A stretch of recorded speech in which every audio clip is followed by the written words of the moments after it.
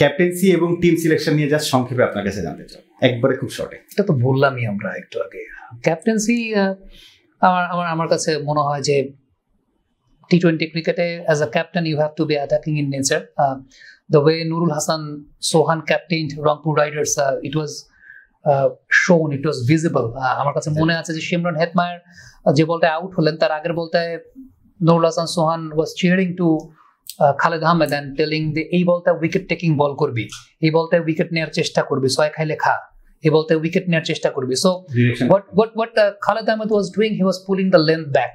তিনি পেছনের লেন্থে বোলিং করছিলেন শিমরন হেটমায়ারকে, but all of a sudden that particular delivery he pitch the ball up and force the batter to come forward and whip towards mid wicket, এবং তখন সেই জায়গাটা উইকেটের পতনটা ঘটেছে। So this is something a character, a captain's character should be, যে ওইভাবে জিনিসটাকে handle করা। সো এটা আমি গতকালকের ম্যাচে মনে হয় আমি কমই দেখেছি যে ওই, এবং কেন জানি না বডি ল্যাঙ্গুয়েজে যখন একটা টিমের ব্যাটসম্যানরা কুশল মেন্ডিস প্রথম নিশাঙ্কা খুব মেরে খেলছে, আমার তো মনে হচ্ছে ওইখানেই দে হ্যাভ গিভেন আপ।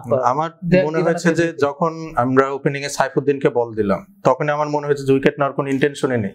মানে এক্স্যাক্টলি সো, মানে ওই একটা ব্যাপার থাকে না যে ধরেন আমি আবার সাকিব আল হাসানের নামটা কেন মেনশন করতে হয়, যে এরকম ধরেন রান যখন মিডিওকার 150, 155, 6, আপনি দেখবেন যে on maximum number of occasions Shakib Al Hasan used to come with the new ball and bowl his armored deliveries and suddenly purchasing a wicket at the very early stage. So এই যে জিনিসগুলো যে একটা জায়গা, এবার মনে হচ্ছে অস্ট্রেলিয়াকে যখন বাংলাদেশের মাটিতে মনে 120 না 23 রানের মধ্যে বাংলাদেশ অল আউট হয়ে গেল, সেই ম্যাচে আবার বাংলাদেশ বেরও করলো, condition was different back then, but the urge to take wickets and the body language of the players, সেটা আমার কাছে অনেক বেশি কম মনে হয়।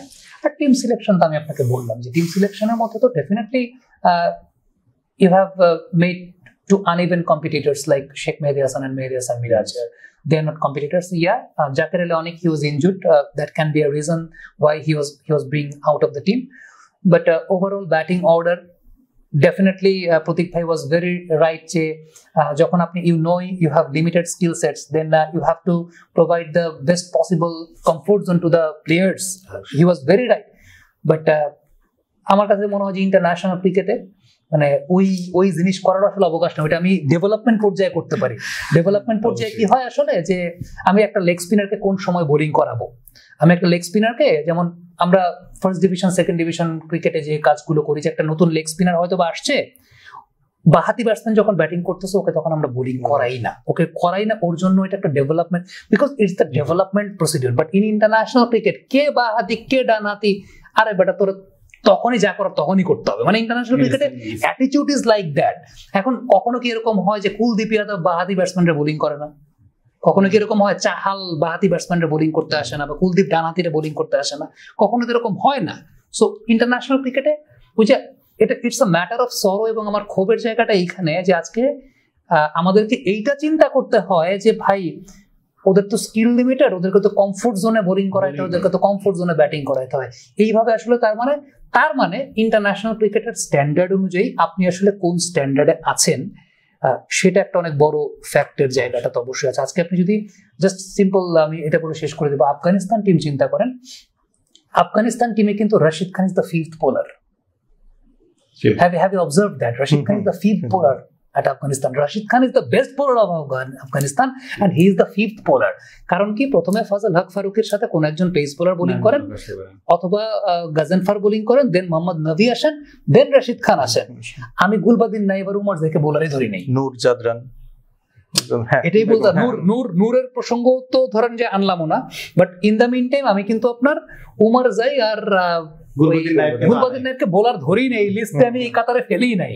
তাইলে আপনি চিন্তা করে দেখেন এক্স্যাক্টলি এই যে স্ট্রেংথ, স্কিল, এবং এখন যদি বিষয়টা এরকম হয় যে ধরেন ওই গুলবাদিন নাইব আপনি চিন্তা করলেন যে তারা তো ফার্স্ট ওভার দেওয়া যাবে না, সে ফার্স্ট ওভার করে না, যেদিন প্রয়োজন পড়ে উনি ফার্স্ট ওভারও করে, যেদিন প্রয়োজন পড়ে ওই থাই ধরে শুয়েও পড়তে পারে অভিনয় করার জন্য।